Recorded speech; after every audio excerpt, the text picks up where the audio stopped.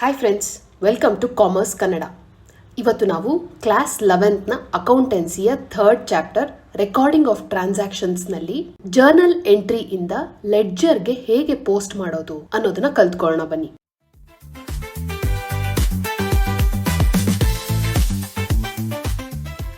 First of all, ledger ಅಂದ್ರೆ ಏನು? ಇದು principal book of accounting system. Principal book ಅಂದ್ರೇನು? ಫೌಂಡೇಶನ್. ಒಂದು ಬಿಲ್ಡಿಂಗ್ ಕಟ್ಟೋದಕ್ಕೆ ಒಂದು ಫೌಂಡೇಶನ್ ಎಷ್ಟು ಮುಖ್ಯನೋ ಅದೇ ರೀತಿ ಒಂದು ಕಂಪನಿಯ ಅಕೌಂಟ್ಸ್ ಮಾಡೋದಕ್ಕೆ ನಮಗೆ ಈ ಲೆಡ್ಜರ್ ಸಹ ಅಷ್ಟೇ ಇಂಪಾರ್ಟೆಂಟ್. ಫೌಂಡೇಶನ್ ಇದು foundation book of accounting system. ಇಡೀ ಅಕೌಂಟಿಂಗ್ ಸಿಸ್ಟಮ್ಮಿನ ಅಡಿಪಾಯ ಇದು. ಲೆಡ್ಜರ್ ಅನ್ನೋದಕ್ಕೆ ನಾನೊಂದು ಎಕ್ಸಾಂಪಲ್ ಕೊಡ್ತೀನಿ. ಈಗ ನಾನು ತಿಂಗಳ ಮಧ್ಯದಲ್ಲಿ ನಿಮ್ಮನ್ನ ಕರೆದ್ಬಿಟ್ಟು ಕ್ಯಾಶ್ ಅಕೌಂಟಲ್ಲಿ ಏನೇನು ಟ್ರಾನ್ಸಾಕ್ಷನ್ಸ್ ಆಗಿದೆ ನಾನು ನೋಡಬೇಕು, ತಗೊಂಬನ್ನಿ ಅಂತ ಹೇಳಿದ್ರೆ, ನೀವು ಜರ್ನಲ್ ಎಂಟ್ರಿ ತಂದು ನನಗೆ ಕೊಟ್ಟರೆ ಜರ್ನಲ್ ಎಂಟ್ರಿನಲ್ಲಿ ಆ ದಿನದ ಟ್ರಾನ್ಸಾಕ್ಷನ್ಗಳು ಇರುತ್ತೆ. ಎಕ್ಸಾಕ್ಟ್ ಆಗಿ ಕ್ಯಾಶ್ ಅಕೌಂಟ್ಗೆ ಸಂಬಂಧಪಟ್ಟ ಹಾಗೆ ಯಾವುದು ಅಕೌಂಟ್ಸ್ ಇರೋದಿಲ್ಲ. ನೀವು ಕ್ಯಾಶ್ ಅಕೌಂಟ್ ಒಂದನ್ನೇ ತೆಗೆದು ನೋಡಬೇಕು ಅಂತಂದ್ರೆ ನಿಮಗೆ ಲೆಕ್ಕ ಸಿಕ್ಕೋದಿಲ್ಲ. ಅದ್ರ ಬದಲು ಕ್ಯಾಶ್ ಅಕೌಂಟ್ ಒಂದನ್ನ ನಾವು ಸಪರೇಟ್ ಆಗಿ ರೆಕಾರ್ಡ್ ಮಾಡಿ ಅದರಲ್ಲಿ ದಿನನಿತ್ಯದ ಟ್ರಾನ್ಸಾಕ್ಷನ್ಗಳನ್ನ ಆಸ್ ಇಟ್ ಈಸ್ ರೆಕಾರ್ಡ್ ಮಾಡಿ ಇಟ್ಟಿದ್ರೆ ನೀವು ಯಾವತ್ತೇ ಕ್ಯಾಶ್ ಬುಕ್ ತೆಗೆದು ನೋಡಿದ್ರೂ ನಿಮಗೆ ಅಪ್ ಟು ಡೇಟ್ ಕಾಣಿಸುತ್ತೆ ಅಲ್ವಾ? ಅಷ್ಟೇ ಅಲ್ಲ, ಈಗ ನೀವು ಒಂದು ಫರ್ನಿಚರ್ ತೊಗೊಂಡಿದ್ದೀರಾ ಅಥವಾ ಒಂದು ಮೆಷಿನರಿ ತೊಗೊಂಡಿದ್ದೀರಾ, ದುಡ್ಡು ಹೋಗಿದೆ, ಯಾರ್ದೋ ಇಂಟ್ರೆಸ್ಟ್ ಕೊಡಬೇಕಾಗಿದೆ, ಈ ಥರದ್ದು ಸಪ್ರೇಟ್ ಅಕೌಂಟ್ಗಳನ್ನ ನಾವು ಮಾಡಿ ಇಟ್ಬಿಟ್ರೆ ನಾವು ಯಾವತ್ತು ಬೇಕೋ ನಮಗೆ ಅವತ್ತು ಆ ಅಕೌಂಟ್ಗಳನ್ನಷ್ಟೇ ತೆಗೆದು ನೋಡಿದ್ರೆ ನಮಗೆ ಇನ್ಫಾರ್ಮೇಷನ್ ಕ್ಲಿಯರ್ ಆಗಿ ಸಿಗುತ್ತೆ. ಹೌದೋ ಇಲ್ವೋ? ಇದನ್ನೇ ನಾವು ಲೆಡ್ಜರ್ ಅಂತ ಹೇಳೋದು.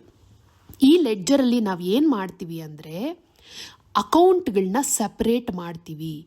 ಜರ್ನಲ್ನಲ್ಲಿ ನಾವು ಎಲ್ಲ ಅಕೌಂಟ್ಗಳನ್ನೂ ಒಟ್ಟಿಗೆ ಕೂಡಿಸಿ ಬರೆದಿರ್ತೀವಿ. ಆದರೆ ಲೆಡ್ಜರಲ್ಲಿ ನಾವು ಪ್ರತಿಯೊಂದು ಅಕೌಂಟನ್ನು ಸಪರೇಟ್ ಆಗಿ ಬರಿತೀವಿ. ಇದರಿಂದ ನಾವು ಯಾವತ್ತೇ ಲೆಡ್ಜರ್ ತೆಗೆದು ಆ ಅಕೌಂಟನ್ನು ನೋಡಿದ್ರೂ ಸಹ ನಮಗೆ ಅಪ್ ಟು ಡೇಟ್ ಇರುತ್ತೆ. ಏನೇನು ಟ್ರಾನ್ಸಾಕ್ಷನ್ ಆಯಿತು ಅನ್ನೋದು ನಮಗೆ ಗೊತ್ತಾಗುತ್ತೆ. ಇದು ಯಾವ ರೀತಿಯಲ್ಲಾದರೂ ಇರ್ಬೋದು. ರಿಜಿಸ್ಟ್ರಲ್ಲಾದರೂ ಇರ್ಬೋದು, ಬುಕ್ಕಲ್ಲಾದರೂ ಇರ್ಬೋದು, ಫಾರ್ಮಲ್ಲಾದರೂ ಇರ್ಬೋದು, ಕಾರ್ಡಲ್ಲಾದರೂ ಇರ್ಬೋದು, ಶೀಟಲ್ಲಾದರೂ ಇರಬಹುದು. ಲೆಡ್ಜರನ್ನು ನಾವು 2 ರೀತಿ ವಿಂಗಡಿಸ್ತೀವಿ. ಮೊದಲನೇದು ಪರ್ಮನೆಂಟ್ ಅಕೌಂಟ್, ಎರಡನೇದು ಟೆಂಪರರಿ ಅಕೌಂಟ್. ಪರ್ಮನೆಂಟ್ ಅಕೌಂಟಲ್ಲಿ ನಾವು ವರ್ಷದಿಂದ ವರ್ಷಕ್ಕೆ ಕ್ಯಾರಿ ಆಗುವಂತಹ ವಿಷಯಗಳನ್ನ ಬರಿತೀವಿ. For example, asset. ನೀವೊಂದು ಕಂಪ್ಯೂಟರ್ ತಗೊಂಡ್ರೆ ಅದನ್ನು 2 ತಿಂಗಳಿಗೆ ವಾಪಸ್ ಮಾರ್ಬಿಡಲ್ಲ. ಅಥವಾ ಒಂದು ಬಿಲ್ಡಿಂಗ್ ತಗೊಂಡ್ರೆ ಅದನ್ನು 6 ತಿಂಗಳಿಗೆ ಮಾರಲ್ಲ. ಅದು ವರ್ಷದಿಂದ ವರ್ಷಕ್ಕೆ ನಮ್ಮ ಕಂಪನಿಯ ಜೊತೆ ಇರುತ್ತೆ. ಹಾಗಾಗಿ ಇದು ಪರ್ಮನೆಂಟ್ ಅಕೌಂಟ್ ಅಂತ ಅನ್ನಿಸ್ಕೊಳ್ಳುತ್ತೆ. ಇದನ್ನು ನಾವು ವರ್ಷದಿಂದ ವರ್ಷಕ್ಕೆ ಕ್ಯಾರಿ ಮಾಡ್ತೀವಿ. ಅದೇ ರೀತಿ ಸಾಲಗಳು, ಲಾಂಗ್ ಟರ್ಮ್ ಲಯಬಿಲಿಟೀಸ್, ಇದು ಸಹ ನಮ್ಮಲ್ಲಿ ವರ್ಷದಿಂದ ವರ್ಷಕ್ಕೆ ಉಳ್ಕೊಂಡು ಬರುತ್ತೆ.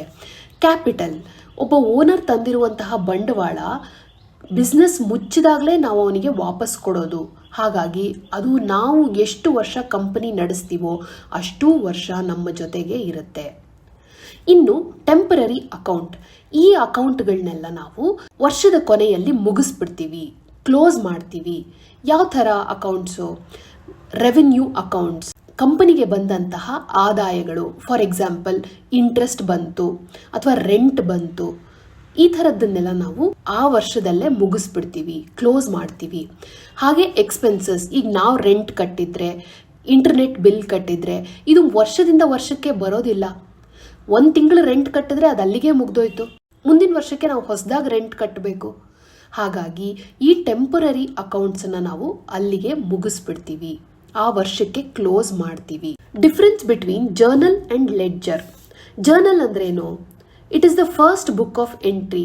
ಯಾವುದೇ ಟ್ರಾನ್ಸಾಕ್ಷನ್ ನಡೆದ್ರೂ ಅದನ್ನು ನಾವು ಫಸ್ಟ್ ಜರ್ನಲ್ನಲ್ಲಿ ಎಂಟ್ರಿ ಮಾಡ್ತೀವಿ. Ledger is the second book of entry. ಜರ್ನಲ್ನಲ್ಲಿ ಏನು ಬರಿತೀವಿ ನಾವು ಅದನ್ನು ಇನ್ನೂ ಸ್ಪಷ್ಟವಾಗಿ ಲೆಡ್ಜರಲ್ಲಿ ಎಂಟ್ರಿ ಮಾಡ್ತೀವಿ. ಹಾಗಾಗಿ ledger is the second book of entry. ಜರ್ನಲ್ನಲ್ಲಿ ಕ್ರಾನಲಾಜಿಕಲ್ ಆರ್ಡರಲ್ಲಿ ಬರಿತೀವಿ. ಏನು ಕ್ರಾನಲಾಜಿಕಲ್ ಆರ್ಡರ್ ಅಂದರೆ ದಿನದಿಂದ ದಿನಕ್ಕೆ, ಈಗ 1ನೇ ತಾರೀಕು ಏನು ನಡೀತು, 2ನೇ ತಾರೀಕು ಏನು ನಡೀತು, 3ನೇ ತಾರೀಕು ಏನು ನಡೀತು ಅದನ್ನು ನಾವು ಹಾಗೇ ಬರಿತೀವಿ. ಅದೇ ಲೆಡ್ಜರಲ್ಲಿ ಅನಾಲಿಟಿಕಲ್ ಆರ್ಡರ್ ಅಂತ ಹೇಳ್ತಾರೆ. ಅನಾಲಿಟಿಕಲ್ ಆರ್ಡರ್ ಅಂದ್ರೇನು? ಸಿಸ್ಟಮ್ಯಾಟಿಕ್ ಆಗಿ ಬರಿತೀವಿ. ಇಲ್ಲಿ ಡೇಟ್ ಅಷ್ಟು ಮಹತ್ವ ವಹಿಸೋದಿಲ್ಲ. ಇಲ್ಲಿ ನಾವು ಸಿಸ್ಟಮ್ಯಾಟಿಕ್ ಆಗಿ ಬರೆಯೋದನ್ನು ನಾವು ಇಲ್ಲಿ ಅಭ್ಯಾಸ ಮಾಡ್ತೀವಿ. Next, book of swords entry, that is why it is of more importance. ಅಂದರೆ ಫಾರ್ ದ ಫಸ್ಟ್ ಟೈಮ್ ನಾವು ಏನು ಬುಕ್ಕಲ್ಲಿ ಎಂಟ್ರಿ ಮಾಡ್ತೀವಿ ಅದು ಜರ್ನಲ್ ಆಗಿರುತ್ತೆ. ಹಾಗಾಗಿ ಇದಕ್ಕೆ ಇಂಪಾರ್ಟೆನ್ಸ್ ಜಾಸ್ತಿ ಇರುತ್ತೆ. ಇದರಿಂದ ನೋಡ್ಕೊಂಡು ನಾವು ಲೆಡ್ಜರ್ಗೆ ಪೋಸ್ಟ್ ಮಾಡೋದ್ರಿಂದ ಇದರಲ್ಲಿ ಏನು ಬರ್ತಿರ್ತೀವಿ ಅದನ್ನೇ ನಾವು ಲೆಡ್ಜರ್ಗೆ ಪೋಸ್ಟ್ ಮಾಡ್ತೀವಿ. ಹಾಗಾಗಿ ಇದಕ್ಕೆ ಅಷ್ಟು ಇಂಪಾರ್ಟೆನ್ಸ್ ಇರೋದಿಲ್ಲ. Next, transaction is the basis of classification. ಏನು ವ್ಯವಹಾರ ನಡೆದಿದೆ ಅದ್ರ ಮೇಲೆ ನಾವು ಜರ್ನಲ್ನ ಬರಿತೀವಿ. ನೀವೇ ನೋಡಿದ್ದೀರಾ ಅಲ್ವಾ, ಎಕ್ಸ್ಪೆನ್ಸಸ್ ಆಗಿದ್ದರೆ, ಇನ್ಕಮ್ ಬಂದಿದ್ದರೆ, ಅಥವಾ ಒಬ್ಬ ಪರ್ಸನ್ ಬಗ್ಗೆ ಮಾತಾಡ್ತಾ ಇದ್ದರೆ, ದುಡ್ಡು ಕೊಟ್ಟಿದ್ರೆ, ದುಡ್ಡು ಬಂದಿದ್ದರೆ, ಸೊ ಆ ಟ್ರಾನ್ಸಾಕ್ಷನ್ ಏನು ನಡೀತು ಅನ್ನೋದ್ರ ಮೇಲೆ ನಾವು ಜರ್ನಲ್ನಲ್ಲಿ ಎಂಟ್ರಿ ಮಾಡ್ತೀವಿ.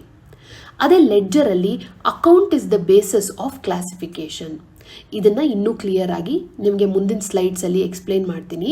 ಸೊ ಈಗ ತಕ್ಷಣಕ್ಕೆ ಅರ್ಥ ಮಾಡ್ಕೊಂಡಿರಿ, account is the basis of classification. Account ಮೇಲೆ ನಾವು ಇದನ್ನು ವಿಂಗಡಿಸ್ತೀವಿ. Process of recording is called as journalising. Process of recording is called as posting. ಲೆಡ್ಜರಲ್ಲಿ ಪೋಸ್ಟ್ ಮಾಡುವಾಗ ನಾವು ಅದನ್ನು ಪೋಸ್ಟಿಂಗ್ ಅಂತ ಕರಿತೀವಿ.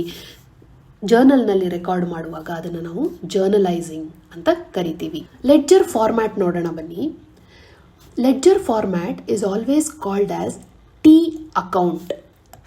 ಇದು ಟಿ ಶೇಪಲ್ಲಿ ಇದೆ ನೋಡಿ, ಹಾಗಾಗಿ ಇದನ್ನು ಟಿ ಅಕೌಂಟ್ ಅಂತ ಕರಿತೀವಿ. ಲೆಫ್ಟ್ ಸೈಡ್ಗೆ ನಾವು ಡೆಬಿಟ್ ಸೈಡ್ ಅಂತ ಕರಿತೀವಿ, ರೈಟ್ ಸೈಡ್ಗೆ ನಾವು ಕ್ರೆಡಿಟ್ ಸೈಡ್ ಅಂತ ಕರಿತೀವಿ. ಪ್ರತಿಯೊಂದು ಅಕೌಂಟ್ಗೂ ನಾವು ಇದನ್ನು ಬರೀಲೇಬೇಕಾಗತ್ತೆ. ಒಂದು ಯಾವ ಅಕೌಂಟ್ ಬರಿತಾ ಇದ್ದೀವಿ ಅಂತ ಅದರ ಹೆಸರು ಬರಿಬೇಕಾಗತ್ತೆ. ಎರಡನೇದು ಡೆಬಿಟ್ ಆ್ಯಂಡ್ ಕ್ರೆಡಿಟ್, ಯಾವುದು ಡೆಬಿಟ್ ಸೈಡು ಯಾವುದು ಕ್ರೆಡಿಟ್ ಸೈಡು ಅಂತ ನಾವು ಬರಿಬೇಕಾಗತ್ತೆ. ಡೆಬಿಟ್ ಸೈಡಲ್ಲಿ ಒಂದಷ್ಟು ಕಾಲಮ್ಸ್ಗಳನ್ನ ಬರಿತೀವಿ. ಡೇಟ್, ಯಾವತ್ತು ಈ ವ್ಯವಹಾರ ನಡೀತು ಅನ್ನೋದನ್ನು ಬರಿತೀವಿ. ನೆಕ್ಸ್ಟು ಪರ್ಟಿಕ್ಯುಲರ್ಸ್, ಏನು ವ್ಯವಹಾರ ನಡೀತು ಅನ್ನೋದನ್ನು ಬರಿತೀವಿ.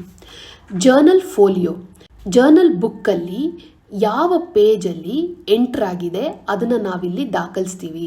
ಯಾಕೆಂದರೆ ಎಷ್ಟೋ ಟ್ರಾನ್ಸಾಕ್ಷನ್ಗಳು ನಡೆದು ಹೋಗಿರುತ್ತೆ. ನಾವು ಪೇಜನ್ನು ಇಲ್ಲಿ ಸ್ಪೆಸಿಫೈ ಮಾಡದೆ ಹೋದರೆ ಯಾವ ಪೇಜಲ್ಲಿದೆ, ಯಾವ ಡೇಟಲ್ಲಿ ನಡೀತು ಅನ್ನೋದು ಕನ್ಫ್ಯೂಷನ್ ಆಗಬಹುದು. ಅದು ಆಗಬಾರ್ದು ಅನ್ನೋ ಕಾರಣಕ್ಕೆ ಜರ್ನಲ್ ಫೋಲಿಯೋ ಅನ್ನೋ ಕಾಲಮ್ನ ನಾವು ರೆಕಾರ್ಡ್ ಮಾಡ್ತೀವಿ. ಮತ್ತು ಅಮೌಂಟ್ ಬರಿತೀವಿ, ಇಲ್ಲಿ ಎಷ್ಟು ದುಡ್ಡಿನ ಟ್ರಾನ್ಸಾಕ್ಷನ್ ನಡೀತು ಅನ್ನೋದಕ್ಕೆ. ಅದೇ ರೀತಿ ಕ್ರೆಡಿಟ್ ಸೈಡು ಸಹ ಡೇಟ್ ಬರಿತೀವಿ, ಪರ್ಟಿಕ್ಯುಲರ್ಸ್ ಬರಿತೀವಿ, ಜರ್ನಲ್ ಫೋಲಿಯೋ ಬರಿತೀವಿ, ಅಮೌಂಟ್ ಬರಿತೀವಿ. ಒಂದು ಎಕ್ಸಾಂಪಲ್ ನೋಡೋಣ. Journalise the following transactions of Mallika Fashion House and post the entries to ledger. ಇಲ್ಲಿ ಒಂದಷ್ಟು ಟ್ರಾನ್ಸಾಕ್ಷನ್ಸ್ಗಳನ್ನ ಕೊಟ್ಟಿದ್ದಾರೆ. ಇದನ್ನು ನಾವು ಫಸ್ಟು ಜರ್ನಲ್ ಎಂಟ್ರಿ ಮಾಡೋಣ ಬನ್ನಿ. ಜರ್ನಲ್ ಎಂಟ್ರಿ ಹೇಗಿರುತ್ತೆ? 1ನೇ ತಾರೀಕು started business with cash account to capital account. ಇದನ್ನು ನಾನು ಬರಿತಾ ಇಲ್ಲ, ಬೇಗ ಬೇಗ ಹೇಳ್ಕೊಂಡು ಹೋಗ್ತೀನಿ, ಯಾಕೆಂದರೆ ನಾನು ಲೆಡ್ಜರ್ ಬಗ್ಗೆ ಎಕ್ಸ್ಪ್ಲೈನ್ ಮಾಡಬೇಕು. ಬಟ್ ನಿಮಗೆ ಇದು ಆಲ್ರೆಡಿ ಕರಗತ ಆಗಿರಬೇಕು, ನಿಮಗಿದೆಲ್ಲ ಈಸಿಯಾಗಿ ಬರಬೇಕು. ಆ್ಯಂಡ್ ಮೋರೋವರ್ ಈ ಟ್ರಾನ್ಸಾಕ್ಷನ್ಸ್ ಎಲ್ಲ ತುಂಬ ಸಿಂಪಲ್ ಆಗಿದೆ. ನೋಡೋಣ ಬನ್ನಿ. 1/6/2017 ಕ್ಯಾಶ್ ಬಂದಿದೆ, ಡೆಟಾರ್ 2 lakh rupees ಅಷ್ಟು as capital to capital account. ಇಲ್ಲಿ ಕ್ಯಾಶ್ ಅಕೌಂಟ್ನ ಡೆಬಿಟ್ ಮಾಡ್ತೀವಿ to capital account 2 lakh rupees. Next deposited in bank account, ಅದನ್ನೇ ಇಲ್ಲಿ ಹೇಳ್ತಾರೆ. Bank account debtor 80,000 rupees to cash account 80,000 rupees being amount deposited in bank. Next goods purchased on credit from GFH. ಇಲ್ಲಿ 2 account ಬಗ್ಗೆ discuss ಮಾಡ್ತೀವಿ. ಮೊದಲನೇದು goods, ಇಲ್ಲಿ purchase ಮಾಡ್ತಿರೋದ್ರಿಂದ ನಾವು ಅದನ್ನು ಪರ್ಚೇಸ್ ಅಕೌಂಟ್ ಅಂತ ಕರಿತೀವಿ.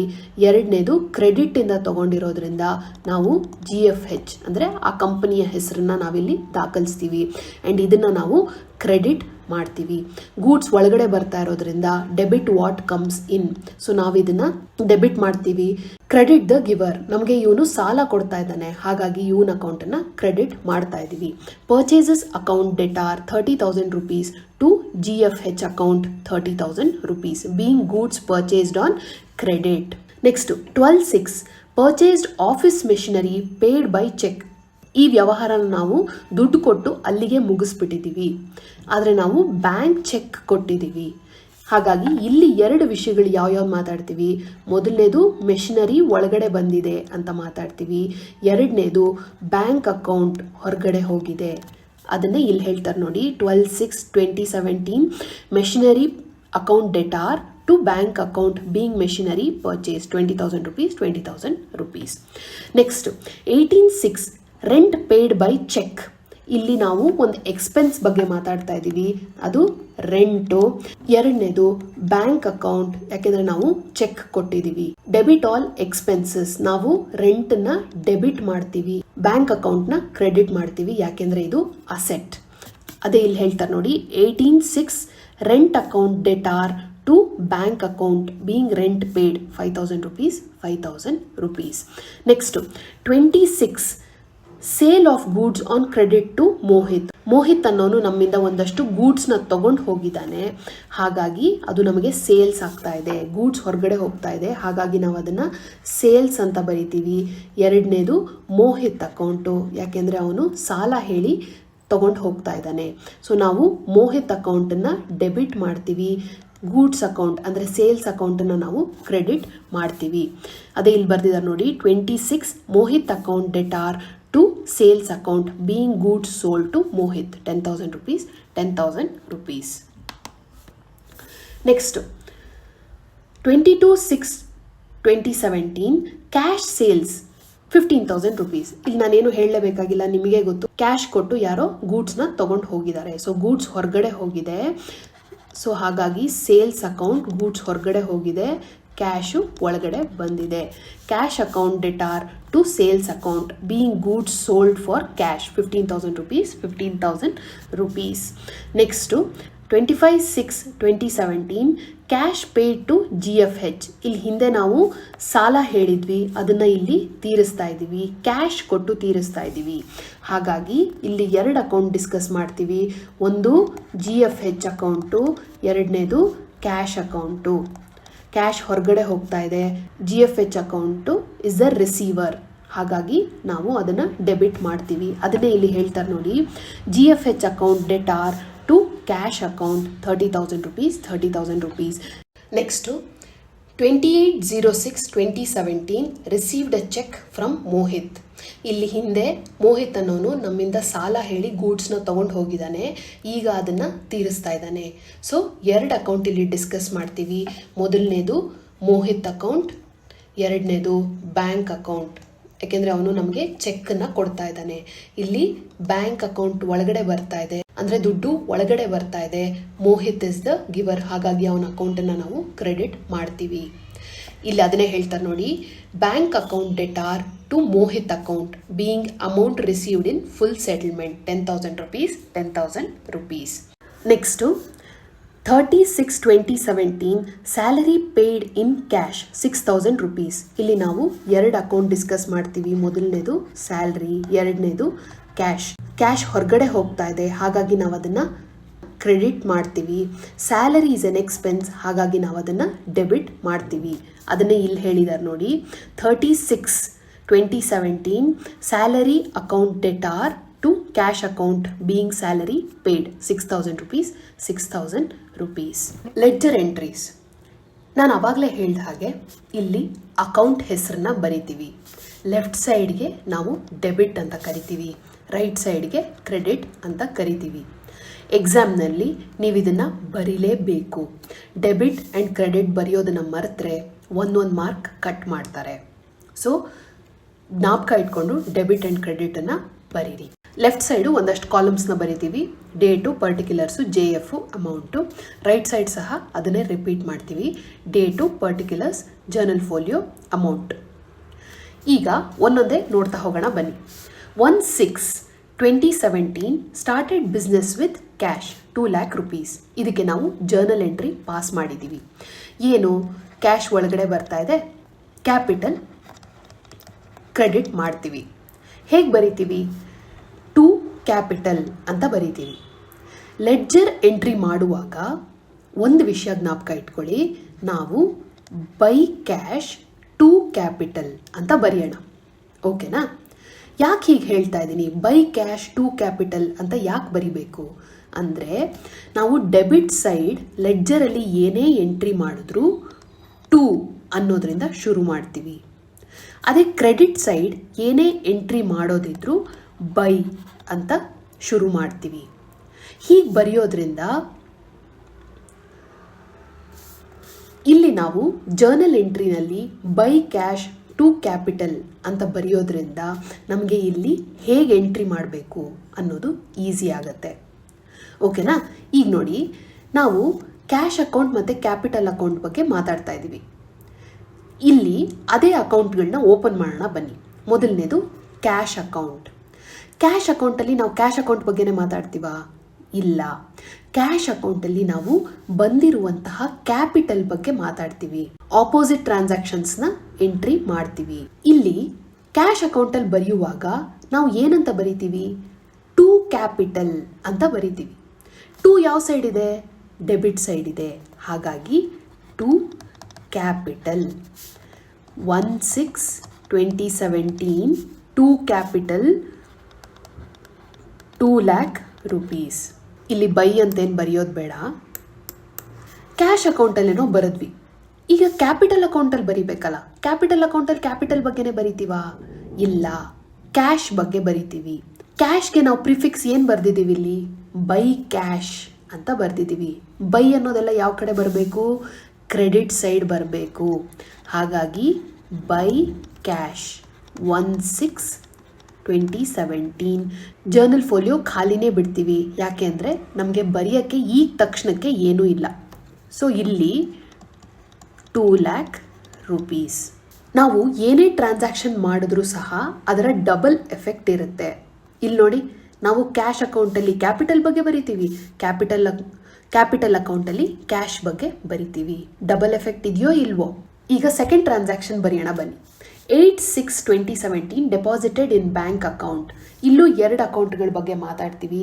ಮೊದಲನೇದು ಬ್ಯಾಂಕು, ಎರಡನೇದು ಕ್ಯಾಶ್. ಇದನ್ನ ನಾವು ಜರ್ನಲ್ ಎಂಟ್ರಿಲಿ ಬರೆದಿದ್ದೀವಿ ಅಲ್ವಾ? ಇಲ್ಲಿ ಒಂದು ಪ್ರಿಫಿಕ್ಸ್ನ ಆ್ಯಡ್ ಮಾಡೋಣ. By bank to cash. ಈಗ ಕ್ಯಾಶ್ ಅಕೌಂಟಲ್ಲಿ ಬರಿಬೇಕು. ಕ್ಯಾಶ್ ಅಕೌಂಟಲ್ಲಿ ಕ್ಯಾಶ್ ಬಗ್ಗೆನೇ ಬರೆಯೋಕ್ಕಾಗತ್ತಾ? ಇಲ್ಲ, ಬ್ಯಾಂಕ್ ಬಗ್ಗೆ ಬರಿಬೇಕು. ಬ್ಯಾಂಕ್ ಪ್ರಿಫಿಕ್ಸ್ ಏನಿದೆ? ಬೈ ಅಂತ ಇದೆ. ಹಾಗಾಗಿ ನಾವು ಅದನ್ನು ಕ್ರೆಡಿಟ್ ಸೈಡ್ ಬರಿತೀವಿ. 8/6/2017 ಬೈ ಬ್ಯಾಂಕ್ ಎಷ್ಟು? 80,000 rupees. ಬ್ಯಾಂಕ್ ಅಕೌಂಟ್ ಓಪನ್ ಮಾಡ್ತೀವಿ. ಬ್ಯಾಂಕ್ ಅಕೌಂಟಲ್ಲಿ ಬ್ಯಾಂಕ್ ಬಗ್ಗೆನೇ ಬರಿತೀವಾ? ಇಲ್ಲ, ಕ್ಯಾಶ್ ಬಗ್ಗೆ ಬರಿತೀವಿ. ಹಾಗಾಗಿ ಕ್ಯಾಶ್ಗೆ ಪ್ರಿಫಿಕ್ಸ್ ಏನಿದೆ? ಟು ಕ್ಯಾಶ್ ಇದೆ. ಹಾಗಾಗಿ 8/6/2017 ಟು ಕ್ಯಾಶ್ 80,000 rupees. ಓಕೆನಾ? Next goods purchased on credit from GFH. ಇದಕ್ಕೆ ಜರ್ನಲ್ ಎಂಟ್ರಿ ಏನು ಬರ್ತಿದ್ವಿ? Purchases account to GFH account. ಹೌದಾ? ಈಗ ಈ 2 ಅಕೌಂಟ್ಗಳನ್ನ ಓಪನ್ ಮಾಡೋಣ ಬನ್ನಿ. ಪರ್ಚೇಸಸ್ ಅಕೌಂಟ್ನ ಓಪನ್ ಮಾಡೋಣ. ಇಲ್ಲಿ ಒಂದು ಪ್ರಿಫಿಕ್ಸ್ ಬರೆಯೋಣ, ಬೈ ಅಂತ. By purchases account. ಈಗ ನಾವು ಪರ್ಚೇಸ್ ಅಕೌಂಟ್ ಓಪನ್ ಮಾಡಿದ್ದೀವಿ. ಇಲ್ಲಿ ನಾವು ಡೆಬಿಟ್ ಆ್ಯಂಡ್ ಕ್ರೆಡಿಟ್ ಬರ್ದಿದ್ದೀವಿ. Date particular general folio amount, date particular general folio amount ಬರ್ದಿದ್ದೀವಿ. ಈಗ ಪರ್ಚೇಸಸ್ ಅಕೌಂಟಲ್ಲಿ ಪರ್ಚೇಸ್ ಬಗ್ಗೆನೇ ಬರಿತೀವಾ? ಇಲ್ಲ, ನಾವು GFH ಅಕೌಂಟ್ ಬಗ್ಗೆ ಬರಿತೀವಿ. GFH ಅಕೌಂಟ್ಗೆ ಪ್ರಿಫಿಕ್ಸ್ ಏನಿದೆ? ಟು ಇದೆ. ಹಾಗಾಗಿ ನಾವು ಡೆಬಿಟ್ ಸೈಡ್ ಬರಿತೀವಿ. 12/6/2017 ಟು GFH ಅಕೌಂಟ್ ಎಷ್ಟು? 30,000 rupees ಅಷ್ಟು. ಈಗ ನೆಕ್ಸ್ಟು GFH ಅಕೌಂಟ್ನ ಓಪನ್ ಮಾಡೋಣ. ಇಲ್ಲೂ ಡೆಬಿಟ್ ಬರಿತೀವಿ, ಕ್ರೆಡಿಟ್ ಬರಿತೀವಿ. ನಾನು ಯಾಕೆ ಇದನ್ನು ಪ್ರತಿ ಸರ್ತಿ ಹೇಳ್ತಾ ಇದ್ದೀನಿ ಅಂದರೆ, ನೀವು ಇದನ್ನು ಪ್ರತಿಯೊಂದು ಪ್ರಾಬ್ಲಮ್ನಲ್ಲೂ ಪ್ರತಿಯೊಂದು ಅಕೌಂಟ್ಗೂ ಬರೀಲೇಬೇಕು. ಇಲ್ಲಾಂದರೆ 1 ಮಾರ್ಕ್ಸ್ ಕಟ್ ಆಗುತ್ತೆ. Date particular general folio amount, date particular general folio amount. ಈಗ GFH ಅಕೌಂಟಲ್ಲಿ GFH ಬಗ್ಗೆನೇ ಬರೆಯೋಕ್ಕಾಗುತ್ತಾ? ಇಲ್ಲ, ನಾವು ಪರ್ಚೇಸಸ್ ಬಗ್ಗೆ ಬರಿಬೇಕು. ಪರ್ಚೇಸ್ಗೆ ಪ್ರಿಫಿಕ್ಸ್ ಏನಿದೆ? ಬೈ ಇದೆ. ಹಾಗಾಗಿ ನಾವು ಕ್ರೆಡಿಟ್ ಸೈಡ್ ಬರಿತೀವಿ. ಬೈ ಪರ್ಚೇಸಸ್ 12/6/2017 ಎಷ್ಟು amount? 30,000 rupees. Purchased office machinery paid by cheque. ಇಲ್ಲೂ ನಾವು 2 ಅಕೌಂಟ್ಗಳ ಬಗ್ಗೆ ಡಿಸ್ಕಸ್ ಮಾಡ್ತೀವಿ. ಮೊದಲನೇದು ಮೆಷಿನರಿ ಒಳಗಡೆ ಬಂದಿದೆ ಅಂತ, ಎರಡನೇದು ಟು ಬ್ಯಾಂಕ್. ಇಲ್ಲಿ ಮೆಷಿನರಿಗೆ ಪ್ರಿಫಿಕ್ಸ್ ಏನು? ಬೈ. ನೆನಪಿದೆ ಅಲ್ವಾ? ಸೊ ಮೆಷಿನರಿ ಅಕೌಂಟ್ ಓಪನ್ ಮಾಡ್ತೀವಿ. ಇಲ್ಲಿ ಡೆಬಿಟ್ ಆ್ಯಂಡ್ ಕ್ರೆಡಿಟ್ ಎರಡೂ ಬರಿತೀವಿ. Date particular general folio amount, date particular general folio amount. Machinery ಅಕೌಂಟಲ್ಲಿ ಬ್ಯಾಂಕ್ ಬಗ್ಗೆ ಬರೆಯುವಾಗ ಅದರ ಪ್ರಿಫಿಕ್ಸ್ ಏನಿದೆ? ಟು ಅಂತ ಇದೆ. ಹಾಗಾಗಿ ನಾವು ಡೆಬಿಟ್ ಸೈಡ್ ಬರಿತೀವಿ, ಟು ಬ್ಯಾಂಕ್. ಡೇಟ್ ಎಷ್ಟು? 12/6/2017. ಎಷ್ಟು ಅಮೌಂಟು? 20,000 ರೂಪೀಸ್. ಈಗ ಹೊಸದಾಗಿ ಬ್ಯಾಂಕ್ ಅಕೌಂಟ್ ಓಪನ್ ಮಾಡಬೇಕಾ ನಾವು? ಇಲ್ಲ, ಆಲ್ರೆಡಿ ಇಲ್ಲಿ ಹಿಂದೆ ನಾವು ಅದ್ರ ಬಗ್ಗೆ ಬರೆದಿದ್ದೀವಿ. ಹಾಗಾಗಿ ನಾವು ಅದೇ ಅಕೌಂಟಲ್ಲಿ ಈ ಮೆಷಿನರಿ ಬಗ್ಗೆನೂ ಬರಿತೀವಿ. 12/6/2017 by machinery, 20,000 rupees. Rent paid by cheque ಅಂತ ಹೇಳ್ತಾರೆ. 2 ಅಕೌಂಟ್ ಡಿಸ್ಕಸ್ ಮಾಡ್ತೀವಿ. ಮೊದಲನೇದು ಅದು ಎಕ್ಸ್ಪೆನ್ಸ್ ಆಗಿರೋದ್ರಿಂದ ಅದನ್ನು ಡೆಬಿಟ್ ಮಾಡ್ತೀವಿ. ಬ್ಯಾಂಕ್ ಅಕೌಂಟ್ ಬಗ್ಗೆ ಡಿಸ್ಕಸ್ ಮಾಡೋದ್ರಿಂದ ಅದನ್ನು ನಾವು ಟು ಬ್ಯಾಂಕ್ ಅಂತ ಬರಿತೀವಿ. ಇಲ್ಲಿ ರೆಂಟಿಗೆ ಪ್ರಿಫಿಕ್ಸು ಬೈ ಅಂತ ಬರಿತೀವಿ. ಬ್ಯಾಂಕ್ ಅಕೌಂಟ್ ಬಗ್ಗೆ ಡಿಸ್ಕಸ್ ಮಾಡ್ತಾ ಇದ್ದೀವಿ. ಇಲ್ಲಿ ಬ್ಯಾಂಕ್ ಅಕೌಂಟ್ ಇದೆ, ಫಸ್ಟ್ ಅದನ್ನೇ ಬರೆದು ಬಿಡೋಣ. ಬ್ಯಾಂಕ್ ಅಕೌಂಟಲ್ಲಿ ನಾವು ಬ್ಯಾಂಕ್ ಬಗ್ಗೆನೇ ಬರಿತೀವಾ? ಇಲ್ಲ, ರೆಂಟ್ ಬಗ್ಗೆ ಬರಿತೀವಿ. ಸೊ ಹಾಗಾಗಿ ಬೈ ರೆಂಟ್. ಯಾವತ್ತು ಇದು? 18/6/2017 ಬೈ ರೆಂಟ್. ಎಷ್ಟು? 5,000 ರೂಪೀಸ್. ನೆಕ್ಸ್ಟು ರೆಂಟ್ ಅಕೌಂಟಿಗೆ ಹೋಗೋಣ ಬನ್ನಿ. ರೆಂಟ್ ಅಕೌಂಟಲ್ಲಿ ನಾವು ಬ್ಯಾಂಕ್ ಬಗ್ಗೆ ಬರಿತೀವಿ, ಚೆಕ್ ಕೊಟ್ವಿ ಅಂತ ಬರಿತೀವಿ. ಸೊ ಈಗ ಟು ಬ್ಯಾಂಕ್ ಬರಿಬೇಕು. ಟು ಅನ್ನೋದನ್ನು ನಾವು ಡೆಬಿಟ್ ಸೈಡೇ ಬರೆಯೋದು. ಹಾಗಾಗಿ ಟು ಬ್ಯಾಂಕ್. ಯಾವತ್ತು? 18/6/2017. ಎಷ್ಟು? 5,000 ರೂಪೀಸ್ ಅಷ್ಟು.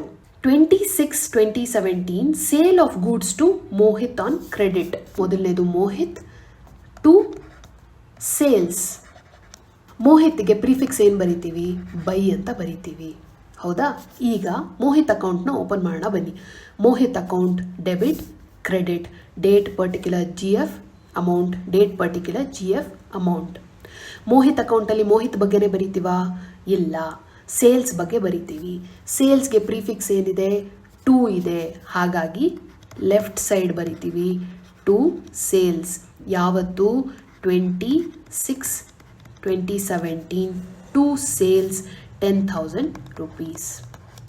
ನೆಕ್ಸ್ಟು ಸೇಲ್ಸ್ ಅಕೌಂಟ್ ಓಪನ್ ಮಾಡಿದಾಗ ಡೆಬಿಟ್ ಸೈಡ್ ಲೆಫ್ಟ್ ಸೈಡ್ ಬರಿತೀವಿ, ಕ್ರೆಡಿಟ್ ಸೈಡ್ ರೈಟ್ ಸೈಡ್ ಬರಿತೀವಿ. Date particular general folio amount, date particular general folio amount. Sales ಅಕೌಂಟಲ್ಲಿ ಸೇಲ್ಸ್ ಬಗ್ಗೆನೇ ಬರಿತೀವಾ? ಇಲ್ಲ, ನಾವು ಮೋಹಿತ್ ಬಗ್ಗೆ ಬರಿತೀವಿ. ಹಾಗಾಗಿ 26/2017 ಮೋಹಿತ್ ಅಕೌಂಟ್ ಬೈ ಮೋಹಿತ್. ಎಷ್ಟು? 10,000 ರೂಪೀಸ್ ಅಷ್ಟು. Next 22/6/2017 cash sales. ಕ್ಯಾಶ್ ಒಳಗಡೆ ಬಂದಿದೆ, ಗೂಡ್ಸು ಹೊರಗಡೆ ಹೋಗಿದೆ. ಏನಾಗೋಗಿದೆ? ಸೇಲ್ಸ್ ಆಗಿ ಹೋಗಿದೆ. ಇಲ್ಲಿ ಕ್ಯಾಶ್ಗೆ ಪ್ರಿಫಿಕ್ಸ್ ಏನು? By cash, to sales. ಇಲ್ಲಿ ಸೇಲ್ಸ್ ಅಕೌಂಟ್ ಇರೋದ್ರಿಂದ ಇಲ್ಲಿ ಬರೆಯೋಣ ಬನ್ನಿ. ಸೇಲ್ಸ್ ಅಕೌಂಟಲ್ಲಿ ಸೇಲ್ಸ್ ಬಗ್ಗೆನೇ ಮಾತಾಡ್ತೀವಾ? ಇಲ್ಲ, ಕ್ಯಾಶ್ ಬಗ್ಗೆ ಮಾತಾಡ್ತೀವಿ. ಕ್ಯಾಶ್ ಬಗ್ಗೆ ಮಾತಾಡುವಾಗ ಪ್ರಿಫಿಕ್ಸ್ ಏನಿದೆ? ಬೈ ಕ್ಯಾಶ್ ಅಂತ ಇದೆ. ಹಾಗಾಗಿ ನಾವು 22/6/2017 ಬೈ ಕ್ಯಾಶ್. ಎಷ್ಟು? 15,000 ರೂಪೀಸ್. ಈಗ ಕ್ಯಾಶ್ ಅಕೌಂಟ್ ಹೊಸದಾಗಿ ಓಪನ್ ಮಾಡಬೇಕಾ? ಇಲ್ಲ, ನಾವು ಮುಂಚೆ ಅದರ ಬಗ್ಗೆ ಮಾತಾಡಿದ್ದೀವಿ. ಅಲ್ಲೇ ನಾವು ಅದನ್ನು ಬರಿಬಹುದು. ಇಲ್ಲಿ ಕ್ಯಾಶ್ ಅಕೌಂಟ್ ಆಲ್ರೆಡಿ ಇದೆ, ನಾವು ಅಲ್ಲೇ ಬರೆಯೋಣ. Okay, by cash to sales. ನಾವು ಕ್ಯಾಶ್ ಅಕೌಂಟಲ್ಲಿ ಕ್ಯಾಶ್ ಬಗ್ಗೆನೇ ಬರಿತೀವಾ? ಇಲ್ಲ, ಸೇಲ್ಸ್ ಬಗ್ಗೆ ಬರಿತೀವಿ. ಹಾಗಾಗಿ 22/6/2017 ಟು ಸೇಲ್ಸ್ 15,000 ರೂಪೀಸ್. ಓಕೆನಾ? Next 25/6/2017 cash paid to GFH. ಇಲ್ಲಿ ಹಿಂದೆ ನಾವು ಸಾಲ ಹೇಳಿ ಗೂಡ್ಸ್ ಪರ್ಚೇಸ್ ಮಾಡಿದ್ವಿ, ಈಗ ಅದನ್ನು ತೀರಿಸ್ತಾ ಇದ್ದೀವಿ. ಸೊ 2 ಅಕೌಂಟ್ ಯಾವ್ದು ಅಫೆಕ್ಟ್ ಆಗುತ್ತೆ? ಒಂದು GFH ಅಕೌಂಟು, ಎರಡನೇದು ಟು ಕ್ಯಾಶ್ ಅಕೌಂಟ್. ಇಲ್ಲಿ ನಾವು ಪ್ರಿಫಿಕ್ಸ್ ಬೈ ಆ್ಯಡ್ ಮಾಡೋಣ. ಹಾಗಾಗಿ ಕ್ಯಾಶ್ ಅಕೌಂಟ್ನಲ್ಲಿ ನಾವು ಕ್ಯಾಶ್ ಬಗ್ಗೆನೇ ಬರಿತೀವಾ? ಇಲ್ಲ, GFH ಬಗ್ಗೆ ಬರಿತೀವಿ. GFHಗೆ ಪ್ರಿಫಿಕ್ಸ್ ಏನು? By. So 25/6/2017 by GFH account ಎಷ್ಟು? 30,000 rupees. ನೆಕ್ಸ್ಟು GFH ಅಕೌಂಟಲ್ಲಿ ಬರೆಯೋಣ. ಏನು ಟ್ರಾನ್ಸಾಕ್ಷನ್ ಆಗಿತ್ತು? By GFH to cash. ಇಲ್ಲಿ GFH ಅಕೌಂಟಲ್ಲಿ ನಾವು GFH ಬಗ್ಗೆನೇ ಮಾತಾಡ್ತೀವಾ? ಇಲ್ಲ, ಕ್ಯಾಶ್ ಬಗ್ಗೆ ಮಾತಾಡ್ತೀವಿ. ಕ್ಯಾಶಿಗೆ ಪ್ರಿಫಿಕ್ಸ್ ಏನು? ಟು. ಹಾಗಾಗಿ ಟು ಕ್ಯಾಶ್ ಎಷ್ಟು? 30,000 rupees. ಡೇಟ್ ಏನು? 25/6/2017. ಓಕೆನಾ?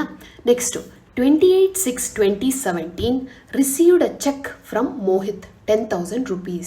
ಇಲ್ಲಿ ದುಡ್ಡು ಒಳಗಡೆ ಬರ್ತಾ ಇದೆ, ಬ್ಯಾಂಕ್ ಅಕೌಂಟ್ ಟು ಮೋಹಿತ್ ಅನ್ನೋನು ಕೊಡ್ತಾ ಇರೋದ್ರಿಂದ ಅವನ ಅಕೌಂಟ್ನ ನಾವು ಕ್ರೆಡಿಟ್ ಮಾಡ್ತೀವಿ ಟು ಮೋಹಿತ್.